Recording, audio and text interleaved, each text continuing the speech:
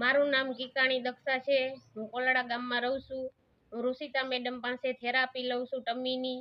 મને gas acidity કબજિયાતનો જે problem હતો એ હાવ દૂર થઈ ગયો છે। હું કબજિયાત માટે જે આયુર્વેદિક દવા લેતી એ મેં બંધ કરી દીધી છે। મારું 1.5 ઇંચ જેટલું પેટ ઓછું થઈ ગયું છે। 2 કિલો વજન ઘટી ગયો છે। Thank you olive life. મારું નામ રેખાબેન કિકાણી છે। હું મારું ગામ કોલડા છે। ઋષિતાબેન મેડમ પાસેથી હું થેરાપી લઉં છું।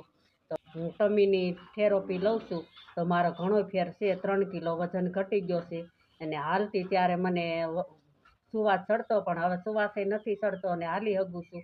તો વાડીએ કામ કરી શકું છું। વાડીએ હાલીને જાઉં છું ને હાલીને આવું છું। જય શ્રી કૃષ્ણ। મારું નામ કિરણબેન રાદડિયા છે। હું ગામ કોલડા રહું છું।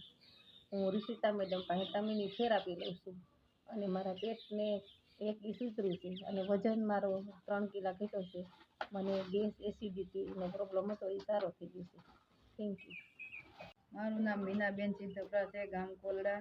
હું ઋષિતા મેડમ પાસે થેરાપી લઉં છું ટમીની।